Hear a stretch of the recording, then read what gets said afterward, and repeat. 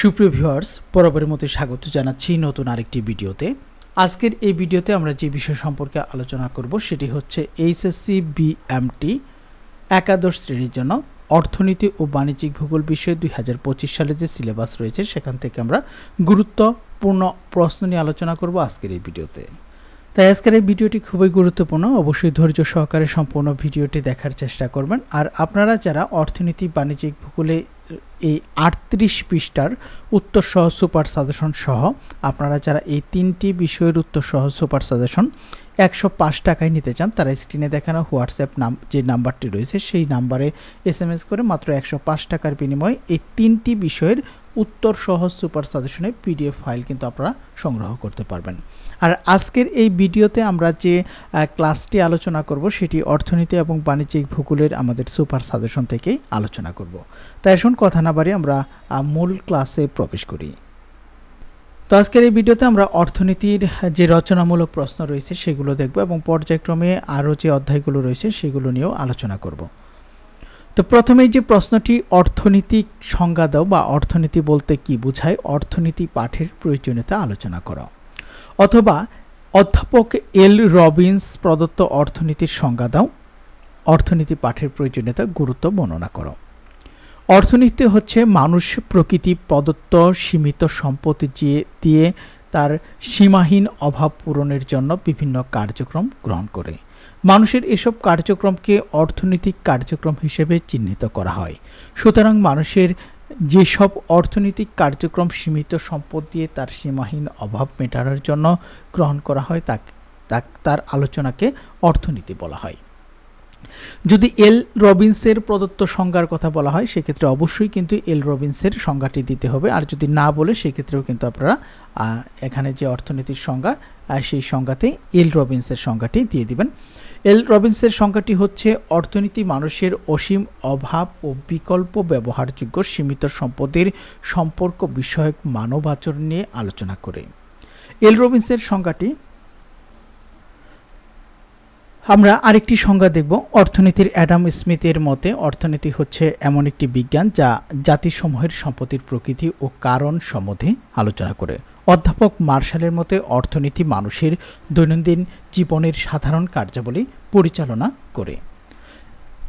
তাহলে আপনারা এখান থেকে অর্থনীতির যে সংজ্ঞাটি এটি কিন্তু খুবই গুরুত্বপূর্ণ এবং কমন উপযোগী, এবং এই প্রশ্নটি বিভিন্নভাবে আসতে পারে। তো যেভাবে আসুক না কেন আমি এখানে যেভাবে উত্তর লিখেছি আপনারা যদি উত্তর লিখতে পারেন তাহলে এর জন্য কিন্তু ভালো একটি মার্ক পাবেন। এখন আমরা দেখব অর্থনীতি পাঠের যে গুরুত্ব রয়েছে, আমি পয়েন্টগুলো আপনাদের একটু বলে দেব।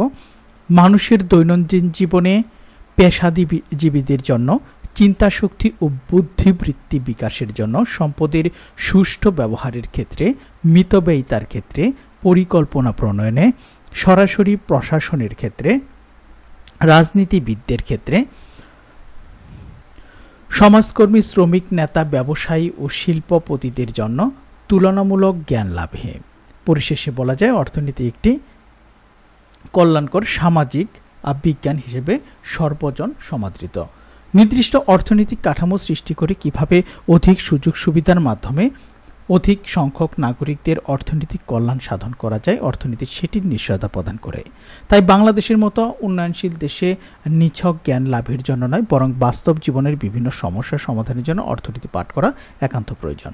তো সুপ্রিয় ভিউয়ার্স, আমরা এই ভিডিওতে যে অর্থনীতির পাঠের যে গুরুত্ব বা প্রয়োজনীয়তা সেগুলো নিয়ে আলোচনা করলাম, এবং এখানে কিন্তু আমরা 10টি পয়েন্ট আলোচনা করেছি। এখন আমরা দেখব নির্বাচন সমস্যার আলোকে মৌলিক অর্থনীতির সমস্যা আলোচনা করো। এখন আমরা দেখব নির্বাচন সমস্যার আলোকে মৌলিক অর্থনীতির সমস্যা আলোচনা করো। মৌলিক অর্থনীতির সমস্যা কয়টি ও কী কী? মৌলিক অর্থনীতির সমস্যা 3টি। এগুলো হচ্ছে কি উৎপাদন করতে হবে এবং কতটা উৎপাদন করা হবে, কিভাবে উৎপাদন করা হবে, কাদের জন্য উৎপাদন করা হবে। তো মৌলিক অর্থনীতির সমস্যার মধ্যে এই 3টি সমস্যা রয়েছে। দেশের অর্থনীতিতে সঠিকভাবে চালনা করতে প্রত্যেক দেশকে এই 3টি মৌলিক সমস্যার সমাধান খুঁজতে হয়। যে দেশটি উন্নত হোক বা দরিদ্র অথবা উন্নয়নশীল, প্রত্যেক দেশ তার নিজের মতো করে এই সমস্যাগুলো সমাধান করে। তো এগুলোর বর্ণনাগুলো একটু আপনারা দেখে নেবেন। কি উৎপাদন করতে হবে এবং কতটা উৎপাদন করতে হবে, আরেকটি হচ্ছে কিভাবে উৎপাদন করতে হবে এবং কাদের জন্য উৎপাদন করতে হবে। এটি হচ্ছে মৌলিক অর্থনীতির সমস্যা। এখন আমরা দেখব অর্থনীতির সমস্যা সমাধানের যে বিভিন্ন কর্মপর্যায়গুলো রয়েছে সেগুলো এখন একটু আমরা দেখে নেই। প্রথমে রয়েছে উৎপাদন, বিনিময়, বন্টন এবং ভোগ। উৎপাদন অর্থনীতির সমস্যা সমাধানের প্রথম পদক্ষেপ হচ্ছে দ্রব্য বা সেবার উৎপাদন। মানুষের অসীম অভাব হলেও সব অভাব সমান গুরুত্বপূর্ণ নয়। সম্পদের স্বল্পতার জন্য গুরুত্ব অনুযায়ী অভাবের নির্বাচন করে সেই অনুযায়ী সীমিত সম্পদের সর্বোত্তম ব্যবহার করা প্রয়োজন। এজন্য ব্যক্তি ও সমাজের ক্ষেত্রে কি কি দ্রব্য এবং কি পদ্ধতিতে উৎপাদন করা উচিত তা নির্ধারণ করতে হবে। এভাবে সম্পদের সুষ্ঠু ব্যবহার দ্বারা উৎপাদন বৃদ্ধি করায় অভাব পূরণ প্রচেষ্টা গ্রহণ করা হয়। এরপর রয়েছে বিনিময়, বন্টন। আপনারা এই বিষয়গুলো দেখে নেবেন এখান থেকে। তো পরিশেষে বলা যায় উপরোক্ত আলোচনা থেকে প্রতীয়মান হয় অর্থনীতির সমস্যা সম্পন্ন হয়। এটি আমরা দেখলাম অর্থনীতির সমস্যার সমাধানের যে বিভিন্ন কর্মপর্যায়, এটি হচ্ছে উৎপাদন, বিনিময়, বন্টন এবং ভোগ। আপনারা এটি কিন্তু স্ক্রিনশট নিয়ে রাখতে পারেন। তো আমরা পরবর্তী প্রশ্নে চলে যাব, সেটি হচ্ছে অধ্যাপক মার্শাল প্রদত্ত অর্থনৈতিক সংজ্ঞাটি। তো প্রথমে আমরা অধ্যাপক মার্শালের যে অর্থনৈতিক সংজ্ঞা প্রিন্সিপাল অফ ইকোনমিক্স গ্রন্থে তিনি লিখেছিলেন, অর্থনীতি এমন একটি বিষয় যা মানুষের দৈনন্দিন জীবনের কার্যাবলী নিয়ে আলোচনা করে। এটি হচ্ছে অ্যাডাম স্মিথের অর্থনীতির সংজ্ঞা। এবং অ্যাডাম স্মিথ যে অর্থনীতির সংজ্ঞা দিয়েছেন সেটি কিন্তু তার অর্থনীতি অন্যতম ব্যক্তিত্ব আলফ্রেড মার্শাল। তিনি কেমব্রিজ বিশ্ববিদ্যালয়ে পলিটেকনিক্যাল ইকোনমির অধ্যাপক ছিলেন। লন্ডনে তার জন্ম। তিনি প্রাথমিকভাবে অ্যাডাম স্মিথের অনুসারী, তবে পরবর্তীতে প্রান্তিকতা বিশ্লেষণ এবং নয়া ক্লাসিক্যাল চিন্তাধারার সাথে তিনি যুক্ত হন। ক্লাসিক্যাল চাহিদা যোগানের কাঠামোকে সুদৃঢ় এবং অধিক কার্যকর করে তুলতে তার অবদান কিন্তু অনস্বীকার্য। তো আমি এই কথাটি বলতে চেয়েছিলাম, এটি অবশ্যই আপনারা ভালোভাবে পড়বেন। এখন আমরা দেখব অধ্যাপক মার্শালের যে অর্থনীতির সংজ্ঞাটি দিয়েছেন, অর্থাৎ এই অর্থনীতির সংজ্ঞার মধ্যে যে বৈশিষ্ট্যগুলো রয়েছে সেগুলো আমরা একটু দেখে নেই। মানব সংশ্লিষ্ট পর্যালোচনা, সাধারণ মানুষ নিয়ে পর্যালোচনা, বিকাশমান কল্যাণ, বিজ্ঞান ও কলার সমন্বয়, মুদ্রা ব্যবহারের স্বীকৃতি। তো এখানে 5টি কিন্তু আমরা বৈশিষ্ট্য আলোচনা করেছি, অবশ্যই এটি দেখে নেবেন। এখন আমরা দেখব অধ্যাপক এল রবিন্স প্রদত্ত অর্থনীতির সংজ্ঞাটি বৈশিষ্ট্য সহ আলোচনা করা। অধ্যাপক এল রবিন্স 1931 সালে প্রকাশিত তার nature and significance of economics science গ্রন্থে অর্থনীতির সংজ্ঞা দিতে গিয়ে বলেছেন, অর্থনীতি এমন একটি বিজ্ঞান যা মানুষের অভাব ও বিকল্প ব্যবহারযোগ্য দুষ্প্রাপ্য সম্পদের মধ্যে সমন্বয় সাধনের কার্যাবলী আলোচনা করে।